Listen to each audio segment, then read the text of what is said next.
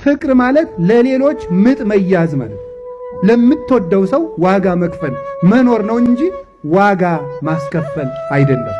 ስለዚህ የምንወደውን ነገር መጠቀም አይደለም፣ ማክበር እንዲኖር ማድረግ ነው። ለሱ ለምትወደው ሰው ህልውና ለምትወደው ሰው መቀጠል መኖር ነው።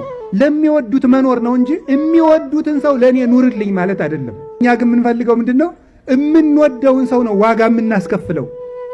ለምንወደው ሰው ሳይሆን ዋጋ የምንከፍለው የምንወደውን ሰው ዋጋ እናስከፍለዋለን። በጣም የሚያስደንቀው እንጠቀምበታለን እንጂ አንጠቅመውም። እንዲጠፋን የምናደርገው እንዲጎዳን የምናደርገው ከኛ እንዲርቅ የምናደርገው። ፍቅር ይደከምለታል እስከምን? እስከ ደም ድረስ። የምግብ ጣዕም የሚታወቀው ሲርብህ ነው። ፍቅር ጣዕም የሚኖረው ሲደክሙለት ነው፣ ሲለፉለት ነው፣ ሲታገሱለት ነው፣ ሲችሉለት ነው፣ ሲታመሙለት ነው። ፍቅር የሚደክሙለት እንጂ እየሰጡ የሚቀበሉት አይደለም።